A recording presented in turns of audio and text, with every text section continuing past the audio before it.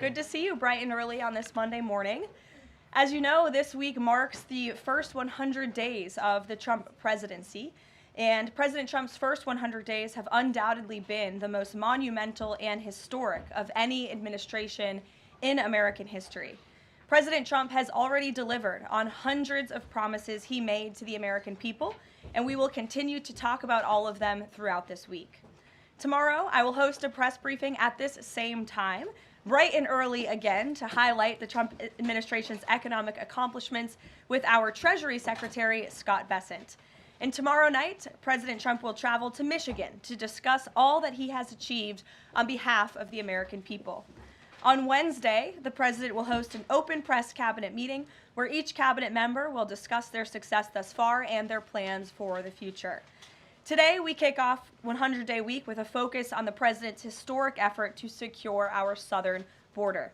Later this afternoon, President Trump will sign an executive order on law and order and another executive order on sanctuary cities. The first EO will strengthen and unleash America's law enforcement to pursue criminals and protect innocent citizens. The second EO is centered around protecting American communities from criminal aliens, and it will direct the Attorney General and Secretary of Homeland Security to publish a list of state and local jurisdictions that obstruct the enforcement of federal immigration laws. After these are signed, the president will have signed more than 140 executive orders already, rapidly approaching the total number signed by the Biden administration over the course of 4 years in office. Speaking of Joe Biden, it was his awful open border policies that recklessly allowed more than 10 million illegal aliens to invade the United States over the past 4 years. Innocent Americans like Laken Riley, Jocelyn Nungray, Rachel Morin, and so many others were viciously murdered at the hands of these illegal aliens as a result of Biden's dereliction of duty. That's why one of President Trump's central campaign promises was to secure the border and end this invasion. In just under 100 days, 99 now to be exact, the president has overwhelmingly delivered on that promise. America's borders are now secure because of President Trump. He has restored the rule of law, enforced our immigration laws, and defended America's sovereignty. The president immediately declared a national emergency on the southern border, deployed the U.S. military and Border Patrol to repel the invasion, and ended reckless catch-and-release policies. The results have been nothing short of extraordinary. Between President Trump's inauguration and April 1 of this month, only 9 illegal aliens were released into the United States, a staggering 99.99% decrease from the more than 184,000 illegal aliens who were released into the country under Biden during the same period last year. The number of unaccompanied illegal alien children arriving at the border has also hit a record low. Total attempted illegal crossings at the southwest border hit a record low in February, only to fall to another new record low again last month in March. Just listen to these incredible numbers. In March 2024, under Joe Biden, Border Patrol encountered approximately 140,000 illegal aliens at the southwest border. 1 year later, in March 2025, under President Trump, Border Patrol encountered just over 7,000 illegal aliens at the southwest border. That's another 95% decrease from the prior year. The first piece of legislation President Trump signed into law was the Laken Riley Act, which requires illegal aliens arrested or charged with theft or violence to be detained. President Trump also reestablished the successful Remain in Mexico policy from his first term to ensure that aliens who arrive at our southern border and claim asylum are returned to Mexico to await their hearings instead of being allowed into our country while they wait. The president has also restarted construction of his signature advanced border wall. More than 85 miles of new border barrier are already in various stages of construction and planning. And Border Patrol, in collaboration with the Department of Defense and the great state of Texas, have deployed 75 additional miles of temporary barriers across the southern border. The Trump administration, as you know, has also ended the disastrous CBP-1 app, which Joe Biden exploited to facilitate the migration of nearly 1 million illegal aliens into the country. The Department of Homeland Security has relaunched this as the CBP Home app to provide illegal aliens in the U.S. a straightforward way to declare their intent to voluntarily depart. For years, Joe Biden's weakness in open border policies allowed vicious cartels to functionally control, through a campaign of terror, rape, and brutal force, nearly all illegal traffic across the southern border. President Trump has put a stop to this. in record time. He designated these heinous cartels as foreign terrorist organizations and invoked the Alien Enemies Act to immediately apprehend, detain, and remove these massive threats who have flooded our country with deadly drugs, violent criminals, and vicious gangs. The Trump administration is working 24/7 to successfully arrest and deport these illegal criminals and foreign terrorists from our communities. We are in the beginning stages of carrying out the largest deportation campaign in American history. Over this past weekend, it was announced that through Operation Tidal Wave, a joint effort between ICE Miami and Florida law enforcement agencies, nearly 800 illegal aliens were arrested during the first 4 days alone. Among those arrested were a Colombian murderer, alleged MS-13 and 18th Street gang members, and a Russian with a red notice for manslaughter. And on the other side of the country, in the early Sunday morning hours, DOJ and DHS together launched a joint raid of an illegal alien underground nightclub used by Tren de Aragua in Colorado Springs, Colorado.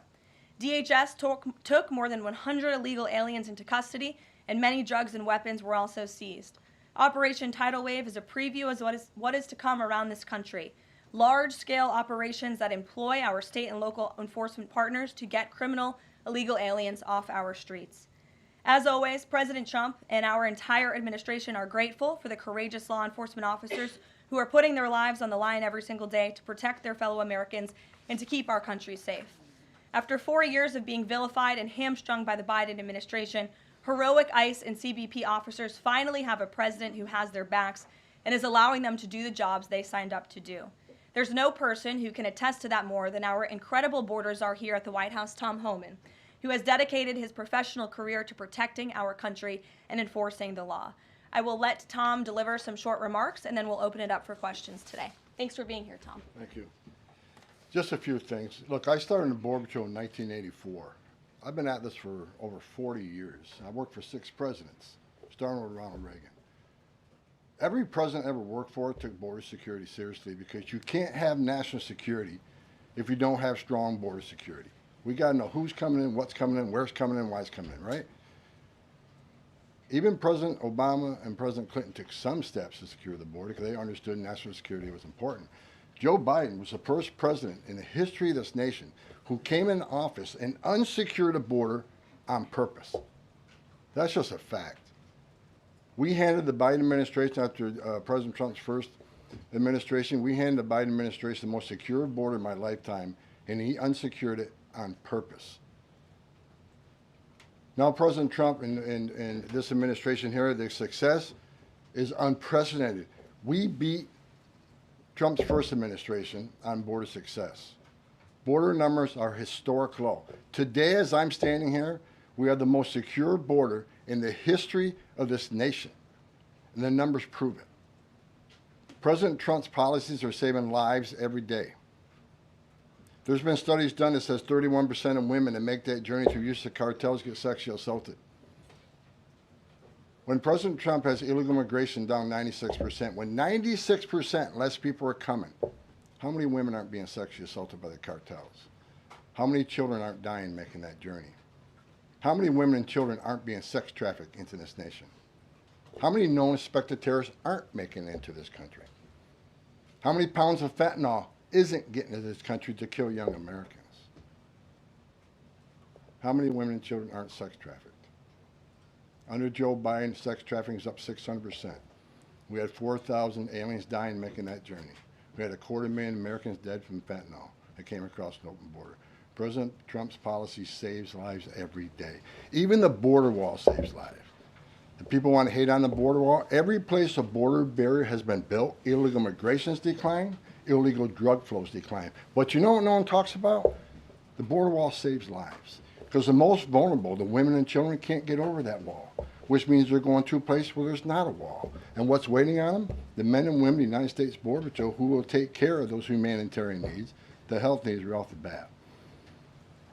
We just went over the numbers, and let me talk about a few numbers that are important to me. Under the Biden administration, we averaged over 11,000 many days, over 12,000, even some days 15,000 illegal entrants in the United States. 15,000. You know what the number was the last 24 hours? 178. 15,000 to 178. Unprecedented success. On an average day in the Biden administration, known gotaways. People we knew crossed the border because they're on video, drone traffic, or sensor traffic. Crossed the border, weren't apprehended, weren't fingerprinted, weren't vetted. Average day under Joe Biden, more than 1,800 gotaways. Yesterday, 38. 38 too many? We'll get that to 0. But we went from 1,800 to 38. And finally, as was said earlier, under the first 100 days, or it was actually January 20th to April 1st, last year, 184,000 illegal aliens were released into the United States. Under this administration, 9. 4 of them were material witnesses in a criminal investigation. We need them here to testify in a serious criminal trial. 4 was extreme medical condition. We couldn't return them because they were in such bad shape. And 1 was a humanitarian issue. This is unprecedented success. The border secure. President Trump saving lives. President Trump has proven no one does this better than President Trump. There is no equal, it's not even close. So God bless the men and women of the Border Patrol. God bless the men and women of ICE who strap a gun to the hip every day, put on a Kevlar vest to not only secure our border and protect our national security, but the ICE agents in the interior, they're removing public safety threats and national security threats every day. While you're all sleeping at 2, 3 o'clock in the morning, there are men and women out there enforcing the law and making this country safe again. And we're going to keep doing it. It's full speed ahead. So I'll leave it at that. Awesome. Thank you, Tom, and thanks for all your great efforts. We do want to open it up to questions. If you have border-related questions for Mr. Homan, and I'm also happy to take any non-border-related questions. I'm happy to take border questions too, but Tom is here offering his time, so we encourage you to ask him questions. We'll start with our new media seat today. As always, Rogan O'Hanley, former Hollywood entertainment lawyer, I didn't know that, Rogan, who got fed up with the far-left ideologies of California and now posts conservative political commentary online for his more than 7 million followers across all major platforms. He joins us today from the great state of Florida. Why don't you kick us off today, Rogan? Thank you, Karoline. In Trump's first 99 days, we've seen a coordinated assault on the rule of law by radical judges who are thwarting his agenda with an unprecedented number of national injunctions. These judges are providing more due process to violent MS-13 and Tren de Aragua illegal aliens than they did for American citizens who peacefully protested on January 6th. As Stephen Miller has highlighted, it would be utterly ridiculous to have full trials and appeals for the more than 15 million illegal aliens that came across our border under Joe Biden. Many are now calling for Trump to circumvent these radical judges and consider suspending the writ of habeas corpus solely for these illegal aliens in accordance with the terms of Article 1, Section 9 of the United States Constitution, which explicitly allows for such a measure when there is a rebellion or invasion. There's strong precedent for this action, being that it was exercised by 3 of our greatest presidents, Abraham Lincoln, Ulysses S. Grant, and Democrats' favorite president of all time, FDR. All 3 of which are not only celebrated by historians, but are immortalized on our national currency with their faces on there. Furthermore, all 3 used it against American citizens, where in this instance we would only be using it against illegal aliens. I think almost every reasonable American would agree that 15 million illegal aliens coming across our border under Joe Biden counts as an invasion, especially since many, as you highlighted, are now robbing, assaulting, raping, and killing American citizens. Historic assaults on our republic require reciprocal action from our government. Can you please let us know if and when the Trump administration is planning to suspend the writ of habeas corpus to circumvent these radical judges who are infringing on his Article 2 powers and to start shipping out illegals en masse?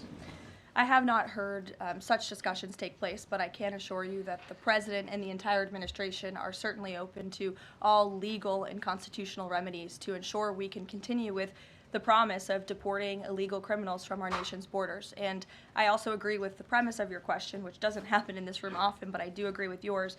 It is absurd that the previous administration was allowed to allow 15 million that we know about illegal aliens into this country with very little pushback from our judicial branch. But this president is trying to simply enforce our nation's immigration laws and is facing roadblock after roadblock. So we're compliant with court orders, but as Tom Homan has said every day, we're going to continue to forge ahead with this mass deportation campaign, and the president is open to all remedies to do that. Thanks for being here today, Rogan. If I can also answer your question, as far as the judges, look, we just arrested a judge, Pam Bondi, for impeding ICE enforcement removals. I said from day one, you don't have to support ICE's operations.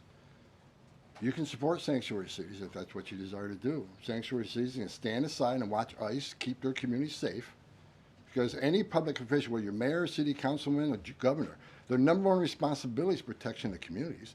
And ICE has been clear, we're targeting public safety threats and national security threats. I can't believe there's any elected official, and especially a judge, that doesn't believe we should be doing that, and they should be helping us. But I said from day one, you can sit aside and watch, you can argue against us all you want and protest all you want, but when you cross that line, I've said this 1,000 times, when you cross that line to impediment or knowingly harboring, concealing an illegal alien from ICE, you will be prosecuted, judge or not. And as far as releasing so many people, you know why the Biden administration released millions of people in the United States?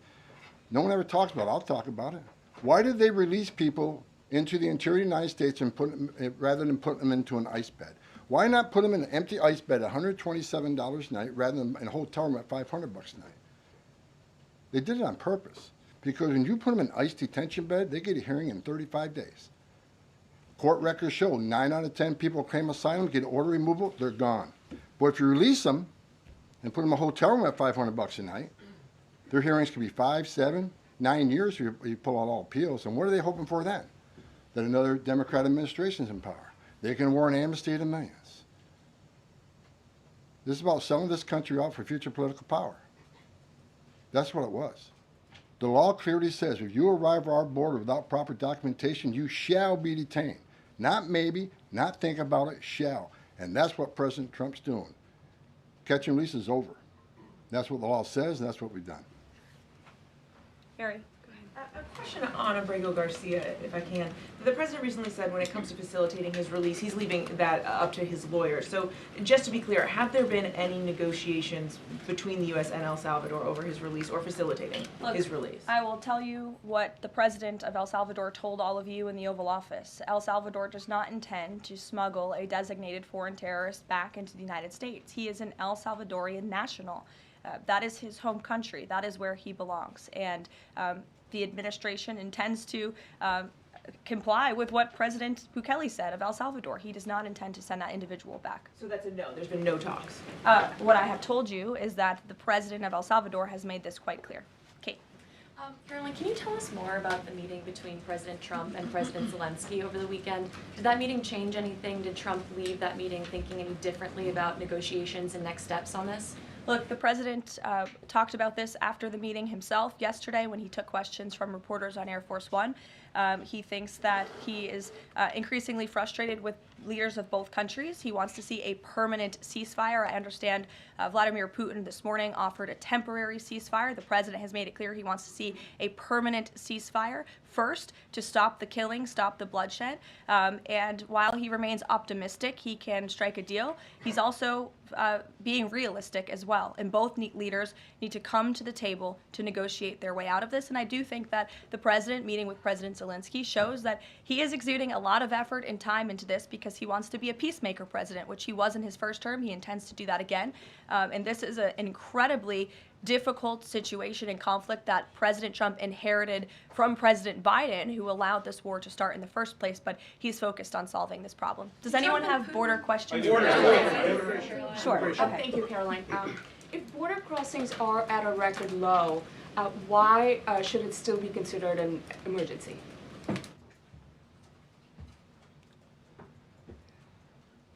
It's because of what has happened on the last administration. We got to ensure that not 1 ounce of fentanyl comes across the border to kill Americans. The president has declared the cartels in Mexico with terrorist organizations, along with MS-13 TDA. They've killed more Americans than every terrorist organization in the world combined. It's an emergency till we shut it down. It's an emergency till the cartels are wiped off the face of this earth. President Trump's committed to saving every life. Now, I just mentioned gotaways, 38 yesterday. Who are the gotaways? Where do they come from? We had over 2 million gotaways under Joe Biden's administration. Why did 2 million people pay more to get away? Under the Biden administration, you pay a cartel this amount of money to cross the border. Cartel's job ends at the border. Just turn yourself in a green uniform. Get released in 24 hours. Get a free airline ticket to the city of your choice. Get a free hotel room. Get 3 meals a day. Get free medical care. Get work authorization in 90 to 120 days, which is the real reason they came here. Why did 2 million people pay more to get away? Because they didn't want to be vetted. They didn't want to be fingerprinted. We've arrested over 400 people on the terrorist watch list coming across the southern border in 4 years. How many of the 2 million came? How many of the 2 million came from countries sponsoring terror? If you think it's 0, then you're ignorant. This is the biggest national security failure this country's ever seen. This is the border emergency until we end it, end all of it. We're making good strides. Right now, it's still an emergency until we shut it down. Go ahead. This is a question for Mr. Homan.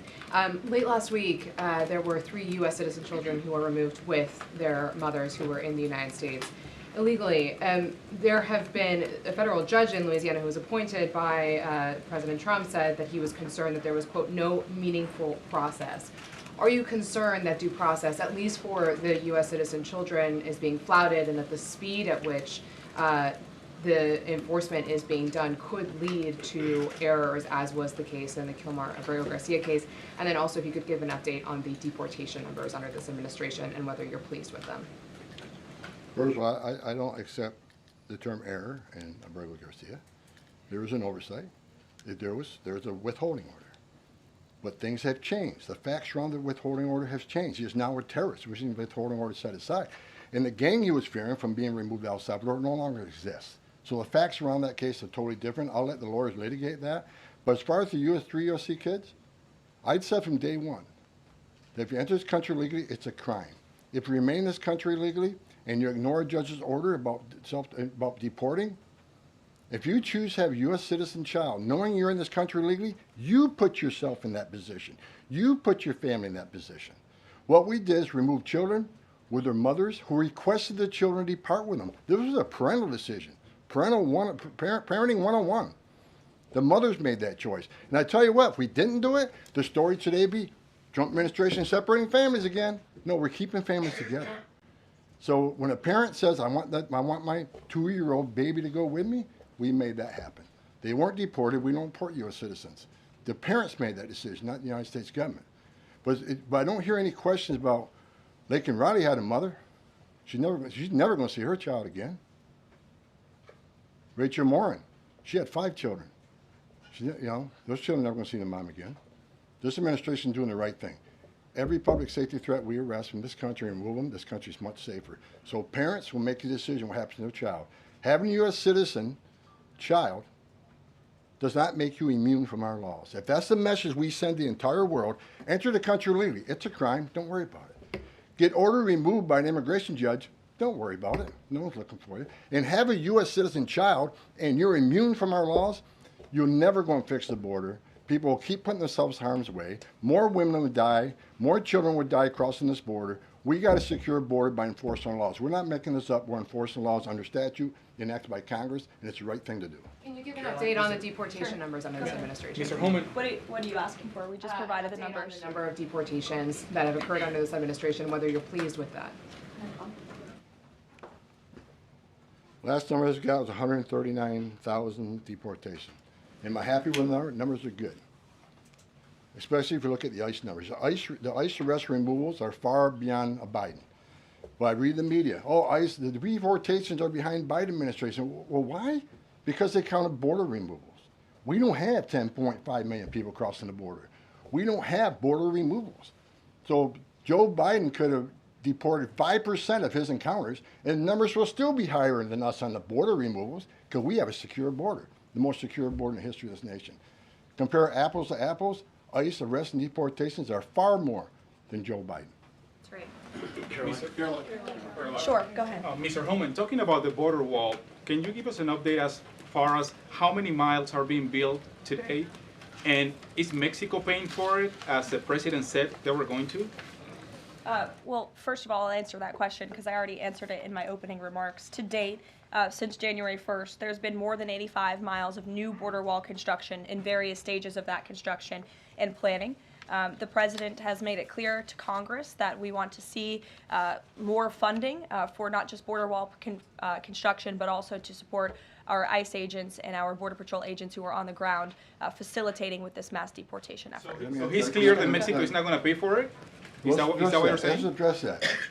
Trump said Mexico will pay for the wall. They have in a roundabout way, have they not? Putting 10,000 military on the northern and southern border, taking the action they did remain in Mexico. They didn't have to do that. They're doing it.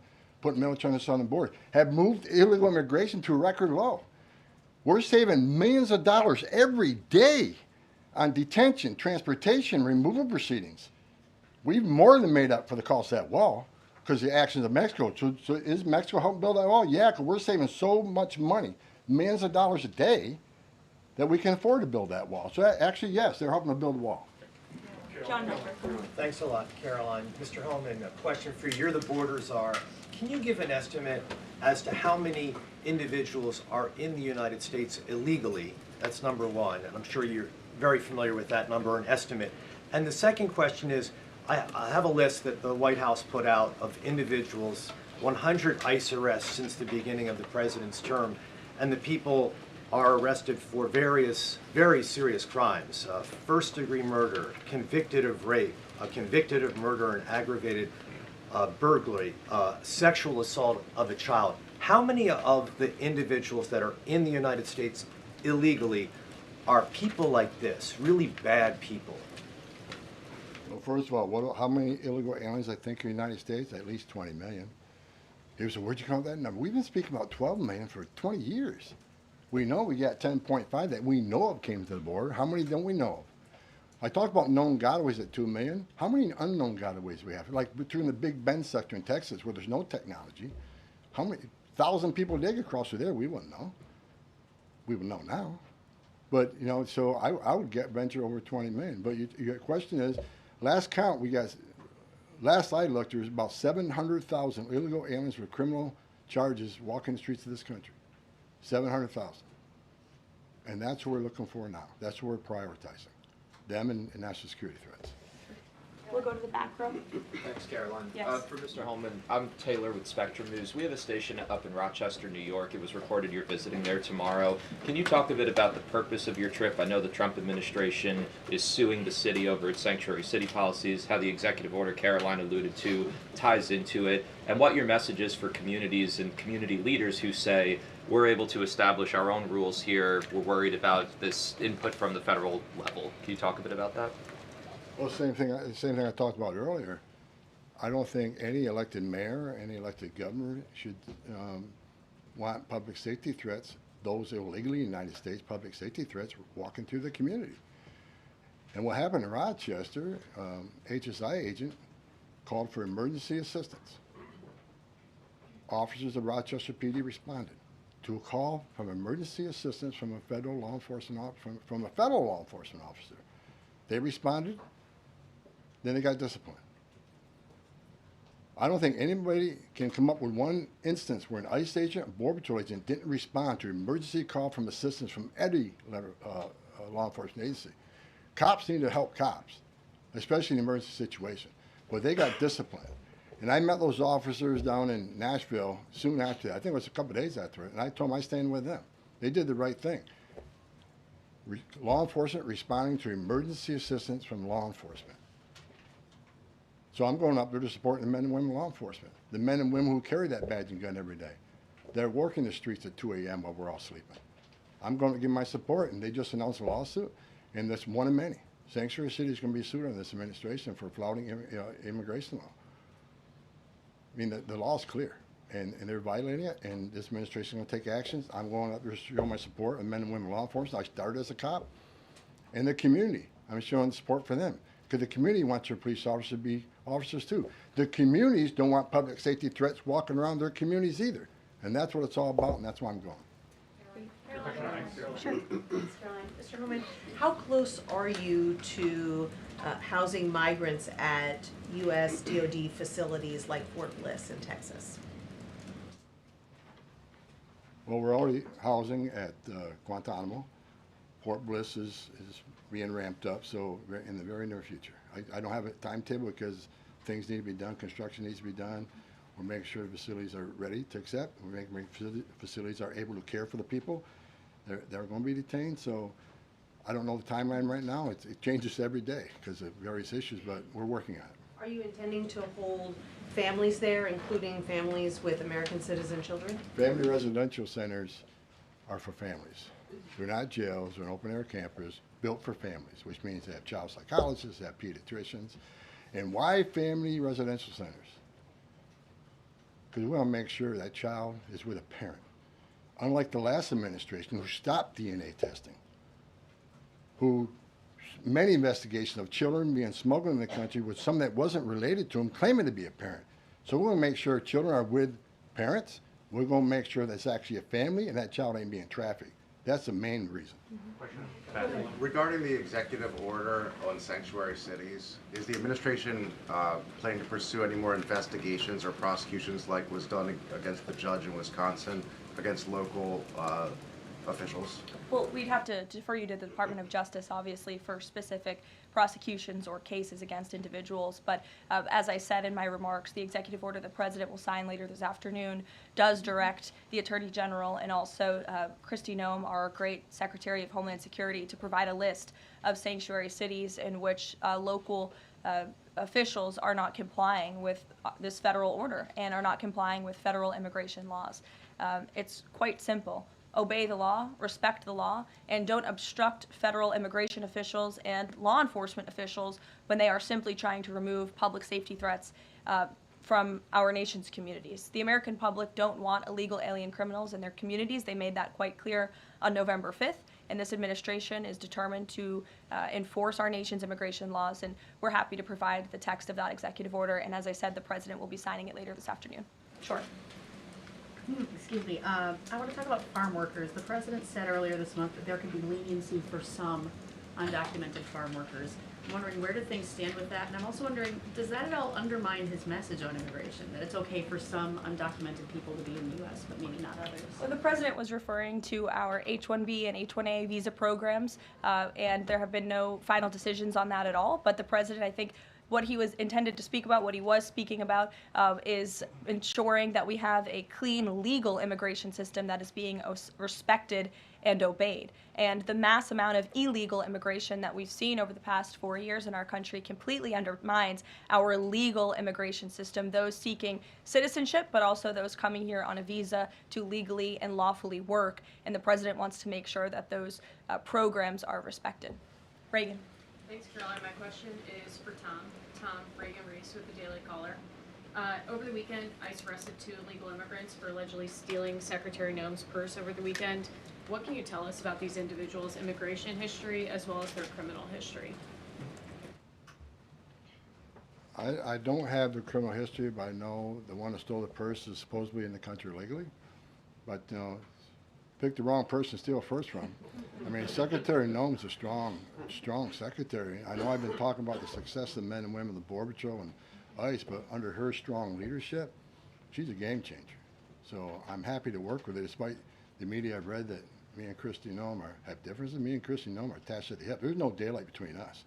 We're both going to push the President's agenda. She's a strong secretary, and I'm glad she's in here. And I'm glad, but again, that illegal alien, pick the wrong person to steal a purse from. I'm telling you. Mary Margaret, go ahead. Thank you, Karoline. I have 2 questions, one for Mr. Homan, one for you on the White House Correspondents' Dinner. I'd like to start with you, though, Tom Homan. This list has a very high number of sexual assaults on a child. Can you comment on that and why there's so many crimes against children committed by illegals in this country? I don't know why. It's sick. It's the worst crime in the world is when you sexually assault a child. I mean, the most innocent of us all. But that's why I made a statement that one time I was going to go to Boston, bring hell with me, and the media went crazy. Tom Homan says, "We're going to Boston, bring hell with them." I was going to bring hell to illegal aliens that rape children. There's not more of a heinous crime, and as you can see, the amount of child rapists we've arrested under this administration that could have been arrested under the Biden administration. They were out there. They had their final orders. They were out there, but they didn't go look for them. They're too busy releasing millions of illegal aliens in this country. And the numbers prove it. The removal numbers of criminals was the lowest. ICE had the lowest number of removals in the history of ICE under Joe. At the same time, you had historic illegal immigration on the border. ICE had the lowest numbers in the history of the agency. That shows the difference between two administrations. We're looking for every one of them. People want to know, okay, when am I going to retire for the third time? I'll retire when every public safety threat, national security threat, child rape is eradicated from this country. That's when I'll rest. Thank you so much. And then Karoline, really quick.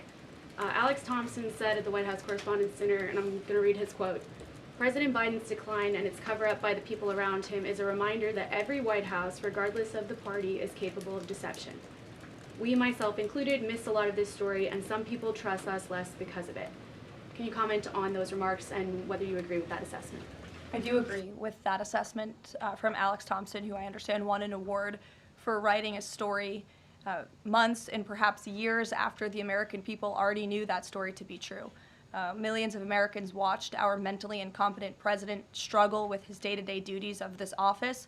We watched our country be ran into the ground as a result, and nobody in the media wanted to write about that, talk about it. There were many reporters, I will say, right-leaning reporters who did talk about that, who didn't get awards, didn't get coverage. In fact, they were lambasted for their coverage. And I remember being on President Trump's campaign, talking about Joe Biden's clear mental incompetence and being accused by people in this room of manufacturing deep fake videos, trying to persuade the public into not believing what they saw with their own eyes for many years. And I think it's about time the legacy media finally admits that was one of the greatest cover-ups and scandals that ever took place in American history, and certainly it did contribute to the decline in the trust that Americans have for the legacy media. Peter, which, by the way, is why we've made many changes to this briefing room in this White House. It's long overdue. Peter, go ahead. Thank you. A few things. You guys arrested a Milwaukee County circuit judge for allegedly helping illegal immigrants get away. As you guys look at other judges, would you ever arrest somebody higher up on the judicial food chain, like a federal judge or even a Supreme Court justice? Well, that's a hypothetical question. Again, I defer you to the Department of Justice for individuals that they are looking at or individual cases. But let's be clear about what this judge did. She obstructed federal law enforcement who were looking for an illegal alien in her courthouse. She showed that illegal alien the door to evade law enforcement officials. That is a clear-cut case of obstruction. You don't have to be a lawyer to understand that. And so anyone who is breaking the law or obstructing federal law enforcement officials from doing their jobs is putting themselves at risk of being prosecuted, absolutely. You guys have at least 18 written trade proposals. We still don't know who they are from or what they contain. What is the holdup with that? There's no holdup. We're working around the clock. The trade team is working all day. I was on the phone late last night with Secretary Lutnick. I was on the phone this weekend as well with Secretary Bessent. I mean, the entire team is working 24/7 to get these trade deals done. And I think you'll be hearing more about them this week. I don't want to get ahead of the trade team or the president in announcing potential deals, but certainly I can assure the American public that this administration is full speed ahead in cutting good and fair trade deals on behalf of the American worker. And one more. After the president's Truth Social post, the Browns finally took Shadur Sanders. Does the president think he deserves credit for Sanders getting picked? And does he think going to the Browns is better than being undrafted? Hey, I'm gonna. All I will say is the president put out a statement, and a few rounds later he was drafted. So I think the facts speak for themselves on that one, Peter. We'll go to the back row in the middle, to the blonde. Yes. Hello. President Trump has said that Secretary Hegseth will get it together. Does he think that Hegseth doesn't have it together right now? Look, the president has made his position on Secretary Hegseth quite clear. He absolutely has confidence in the secretary's ability to lead the Pentagon. It's why he nominated him for this position. It's why the Senate voted to confirm him in this position. And look at the success that DOD has had thus far. Their successful operation against the Houthi terrorists in the Middle East. You look at the recruitment and retention levels for all branches of our armed forces are on the incline, which is exactly what this president intended to do. Secretary Hegseth has completely wiped out DEI from the Pentagon as well. And so he's going to remain focused on standing up for our war fighters, on implementing President Trump's peace through strength foreign policy agenda abroad, and the president supports him in his role. Sure. Many are wondering how these 10 or 20 million people are working. Is there some efforts to clamp down on employment because they're working somewhere to keep staying here? The number of worksite enforcement actions have tripled this year, and it's going to triple again. Because in sanctuary jurisdictions especially, if we can't arrest a bad guy in the safety and security of a county jail, and they're going to release them into community, that means we go into the community. If we can't arrest them in the community, we'll arrest them at their work site.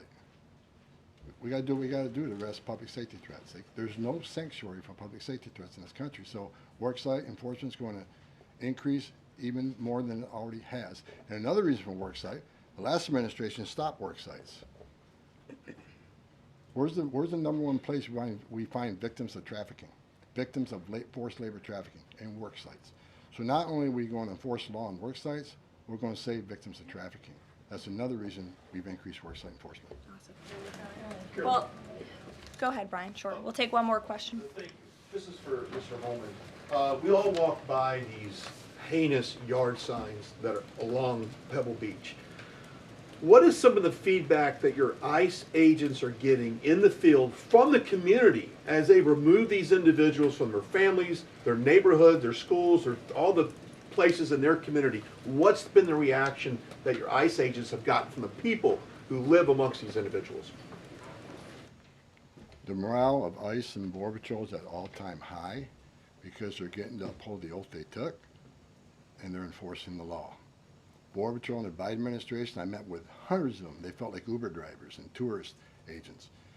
These men and women joined the ranks of ICE and Border Patrol to enforce the law, make the community safer, and protect national security. I hear it all the time. There's a lot of people in this country who don't like me. I don't care. But when I walk through an airport, I have many people walking up to me and thank me for what I'm doing, and I'm not taking credit for anything. The success of the border and immigration enforcement is President Trump and the men and women wearing that uniform. God bless each and every one of them. But I take a pleasure in seeing it because in 40 years of doing this job, people always want to say, why are you so emotional when you testify? Why are you so emotional on network? Because if they wore my shoes for 40 years, they'd understand why I'm emotional. I've talked to little girls as young as 9 years old that were raped multiple times by the cartel members. And when you get to your knees and you talk to that little girl and everything innocent and pure has been ripped from her, when you listen to the Lakin Riley, 17 minutes, that young lady fighting for her life, don't just think, okay, a young woman died. Think of how she died, the terror that she went through, and these children that are sexually assaulted. I stood in the back of a tractor trailer and 19 dead people at my feet that baked to death. Illegal immigration is not a victimless crime. And so every sick person we take off the streets, especially child rapists, it makes this country much safer. Every illegal alien we arrest, public safety threat, one at a time makes this country safer. But I got one thing I need to say real quick before I leave. Take your notes from me, Tom. Take my notes from me. I'm going to read it. I don't want any misinterpretation of what I'm reading to you. The registration requirements under 8 U.S.C. 1302. If you're illegal alien in the United States, this message is for you. You cannot hide from ICE. We're actively looking for you. Federal law requires every alien in the United States who has been present in the United States for more than 30 days needs to register. For those 14 years or older, you need to be fingerprinted with the Department of Homeland Security.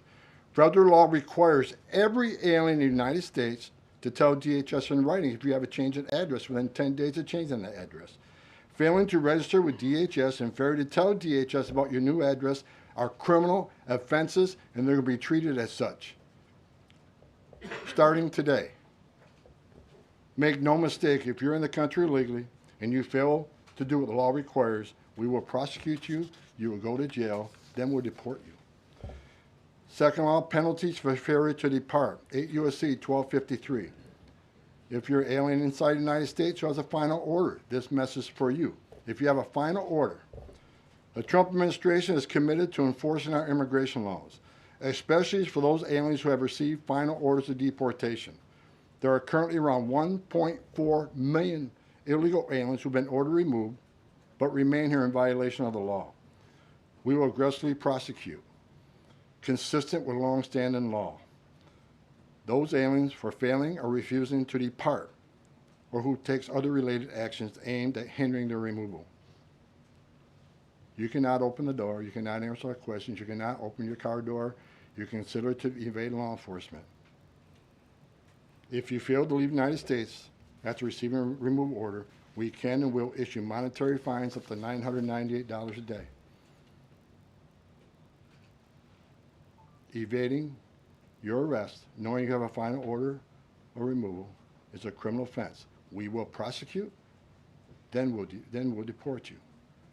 Get your affairs in order. If you're in the country illegally, work with ICE, go to CBP 1 Home app, and leave on your own. Because we have to find you, deport you, and prosecute you. You'll have a bar placed on you, and you won't come back to this country. You won't be able to come back on a visitor's visa, a tourist visa. If you have a U.S. citizen child, can't petition for you. If you're in this country, get your affairs in order and work with us and get yourself removed from this country. That's what law requires, and we're going to enforce that law. Awesome. Thank you so much, Tom. You can get back to work now. Look, he's already leaving. He's got a lot to do, a lot of illegal immigrants to deport. But thanks, everyone, for joining us bright and early this morning. As I said at the top, we will do this again tomorrow to talk about the economy, which is another promise made and kept by the president. And I'll be joined by the Secretary of Treasury, Scott Bessent, 8:30 tomorrow morning. Today, the president is welcoming the Super Bowl champions, Philadelphia Eagles. If we have any Philly fans, that will be at 4 o'clock. And then the president will sign those executive orders I spoke of and a few others at 5 p.m. So we'll see you all later. Have a great day. Thanks, Karoline.